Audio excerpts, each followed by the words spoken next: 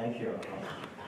Now to end the information speech series, as well as today's event, our next and final speaker of the day is also coincidentally my grade 10 math teacher. And he is here to look at our fractured world and if there's a way that we can do anything about it. Please welcome Mr. Zhongyao.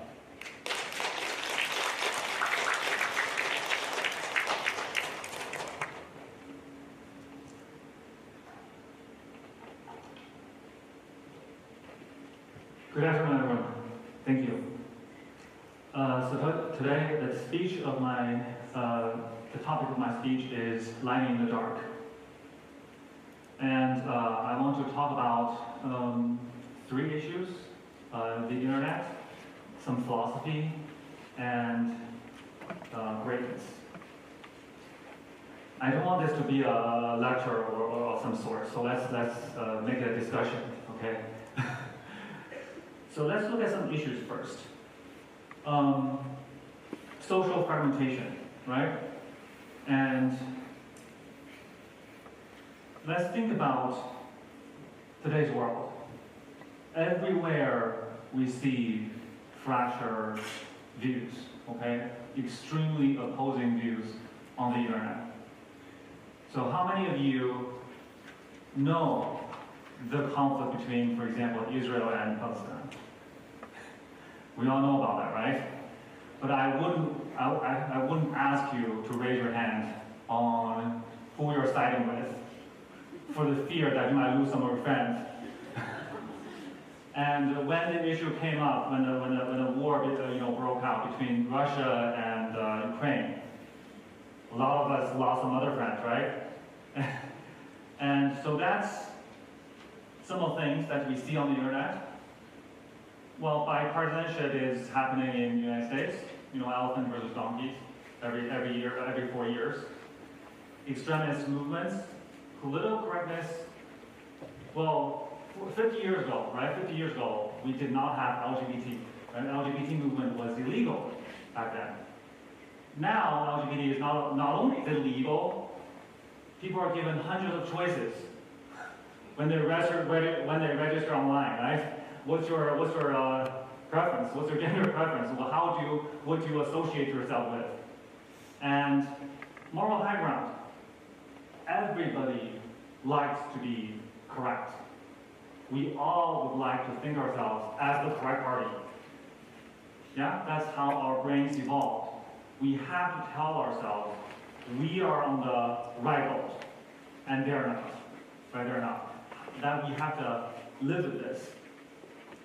And henceforth, whenever we go online nowadays, right? If you go on to any post, any video, you saw, when you read the comments, you saw so many frustrations. It's just frustrating, right? You feel like, how can someone have views that are so opposite to our own, right? How can they exist? Sometimes we think that, right? Like, what's the difference here? So today I want to, when I take this topic, what I do not want to talk about is correctness. I don't want today to be any lecture about right versus wrong. I want it to be about how do we broaden our views so that we can see the perspective of the other party, so that we can see the story from the other side. Okay? So social fragmentation is happening everywhere, right? Even in today's China, right? You go on video, like you see, especially for Israel and Palestine, if you see any video under that, people are just like fighting each other all the time, right? So do we blame the internet for this? Like, is the internet causing this? This is some very negative feelings that internet can evoke in our brains, right? And the flip side of that is that when we go online, is there any fuzzy feelings, like positive things that we can get from the internet? Well, of course the answer is yes, right? I mean, if you go on, say, YouTube, but the Little Red Book, whenever you click anything, right? Like say crochet or food or travel, right? And the next day they're gonna put, they're gonna recommend tons of similar videos, right? Catering to your own needs. And you think, oh, I'm so like spoiled, yeah. And when you open your WeChat account, you get to follow. You like to share their views. You go down, you scroll down to the comment section, and you see similar views, right? You see similar that you think, oh, I'm great, I'm right.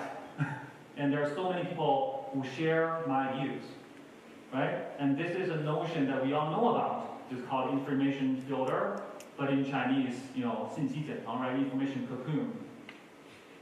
That the internet is feeding us what we want to hear. Okay, is that happening? Right? Again, the topic, the issue here is not about who's right? Are we right or are they right? Okay? So it's about the awareness of why this is happening. Okay? So as I point out here, which I lost the background, the best way to keep us online, platforms, apps, they devised very specific algorithms to keep us there, right? To keep us not letting go of our cell phones. One strongest emotion that the human species have. You go and you see some videos, it make you sad, it make you happy, little puppies. What's the strongest emotion of the human race? Anger. Okay? Anger keeps us there longer than any other emotions. That's how it is. The platforms actually exposes us to views that are so drastically different from our own that we feel it's our responsibility to comment, right? To comment, to say that you're wrong. No, you're not right. I am right. Okay? So that we spend more time there. So being aware of such algorithm is valuable on its own. Whether you're right or wrong, it doesn't matter, right? It doesn't matter. The knowing that such things exist. And sometimes if you think about it, right? Or real life. You go talk to your friends, your family, your colleague, students, friends, hang out. How often do you really get angry? How often? Not that often, right? But online, if you see one single comment, we're judging others, right? We're judging others based on that single one comment that they make. We don't care if we like the same football team. We don't care if we work in the same city or live in the same neighborhood. By that same single comment, we are judging them. Is that a reasonable thing to do? Right? The thing is, when we see polarized views on the internet, we often feel the fragmentation of the world is exaggerated. The world is not that much fractured as it is than reality. In reality, you don't feel that, right? You don't feel like there's unreconcilable differences between you and the person next to you, right? So the internet, yes, it's designed. It brings us all together. It tells us the latest news, but it also exposes us to different views, which our brains are not ready for. Our brains are evolved in community, right? In real life for not even 2,000 years, like tens of thousands of years, right? We are associated with real life neighborhood friends and relatives. And the internet actually exposes this opposing view, make it so ready for us to approach that we get this feeling that the entire world is falling apart. So it might not be like that, okay? It might not be like that. And of course, my favorite part, philosophy. The reason why I want to talk about philosophy is that I have come to realize or formed a view in recent years is that philosophy, unfortunately, cannot be learned, it cannot be taught. Philosophy is something that I actually do not wish upon any of you, because I think for one to be really tuned to philosophy, one has to experience disasters. Okay? We have to go into the dark to really understand greatness. Okay? So I don't know if you know who Mr. Mustache here is, which I will reveal on the next slide. You know, he said, the tree that would grow to heaven must send its roots to hell. And it is the same with man. For man to reach real height and light, he must vigorously struggle earthward, downward, into the dark, into deep, into evil. He enters a labyrinth. He multiplies by 1,000 the dangers already inherent in life itself, not the least of which is the fact that no one with eyes will see how and where he gets lost and gets torn limb by limb by some cave minotaur conscience. Well, this is very wordy. I want to explain that in common tongue, which is we need to be aware of the bad things, right? This is not in no way encouraging us to be these doers, right? But we need to be aware of, for example, cruelty, for example, wars, right? Wars and underdevelopment in many parts of the world. We need to be aware of that so that our views of the world is stable, so that we can reach inner peace, right? This is also part of the reason why I do not wish that upon any of you, right? We don't have to, many of us here are lucky enough not to experience that. But in my humble opinion, I think for one to be complete, right? For one to be complete, we don't have to firsthand experience that, but we need to at least be aware of those things. And in many sleepless nights, I was questioning my own conscience, right? Did I do wrong? Did I do correct? Did I do someone justice today? You know, all of those 灵魂拷问, right? All those like torturing questions one would have asked oneself when no one is watching. That's actually, it's heart-wrenching, really. And I find it really curious that, you know, in Chinese we have saying here, right? 君子慎独. When no one is watching, that's when it counts. That's when you know, those self-dialogue, those dialogues you have, those conversations you have with yourself. Oh, there you go. But once you have conquered all those fears and self-doubt, that's when we say, thank you to the abyss, to the monster who couldn't devour us alive, right? Those that does not kill us make us stronger. And nothing happens to anyone that he is not fitted by nature to bear. Now the last one, that sentence is not by Friedrich Nietzsche. That is by Marcus Aurelius, okay? So see everything as an opportunity for growth, even negative things, right? Even particularly negative things, right? When we see, for example, opposing views on the internet, please don't dish out judgment so fast, right? Understand, they have their own story to tell, and be able to stomach that opposition, be able to stomach attack from the other side, even if they lose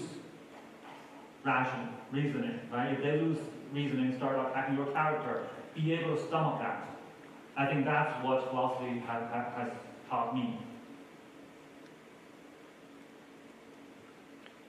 And about that, greatness is a choice. For when I was a kid, I always wanted to be great, right? Back in those 20 years ago, China, public school, everyone wanted to be a scientist. Everyone wanted to, I used to dream to change the world. And do I still dream that? Yes, I do. Yes, I do. But back then, when I was little, I didn't understand what greatness was. But now I do, which is, it requires insurmountable amount of work. But looking back in history, I think I summarized a commonality among all greatness, which is they all look beyond their time. They all look beyond their time. That's how people can be great. Okay? I have some examples here: Dirac equation, Einstein, Nietzsche. Van Gogh, right? Van Gogh, his painting wasn't appreciated during his time, but his painting was appreciated 200 years later. Einstein was not believed to be right when he first came up with the general relativity, until gradually technology advanced and he was proven right. And there are so many more examples on what great people did. They all look beyond their time. That's why I don't usually have role models, but I really think, personally, I really appreciate Elon Musk, because I think that's what he does is really helping the species, and he look beyond our current time. Okay, look beyond our differences. I want to end my speech with an example. Imagine you're taking a picture under the sun, right? Under the sun. Let's say you just somehow, for some reason, you turn on the flashlight, right? Are you blinded by the flashlight if you're taking a picture in the sun? No, not really, right? Because the sun is so much brighter, so much more, blinding than the flashlight. Now imagine, take a picture at night. You're probably blinded, yeah? The second that the flashlight took off, you're like, oh, I lost my vision for a couple seconds. Same flashlight, different condition. So light means less when there's so much more light. And it's easier to shine, right? It's easier to shine when there are people around you. It's at those times when you read the opposing views, when you're doubting yourself, and when you're under pressure, when you think you're alone, the shining is so much more meaningful and significant, right? And I say, greatness is a choice. I want to also say, being left in the dark is also a choice. Like, you want to be left in the dark or not. Because if you don't want to be left in the dark, no one else in the universe, in this existence, can keep you there. Every one of us is under pressure, right? And those pressure, especially when, again, those sleepless nights, it can crush you, right? It can crush you and me, right? Crush us alike. And life sometimes can appear to be so desolate and barren. And life is sometimes so devoid of life, right? So devoid of life at times. If you are devoured by darkness, do not fear, for I am with you. I have been there. So I know exactly how it feels, how everything can feel meaningless, in vain, whatever you do, every moment a loop. But I want to say this, for the branches of a tree to reach height and light, its roots must go deep into dark, into loneliness. For the dark is not for queasy minds. The dark is only for the brave. And do not go gentle into that good night. Thank you.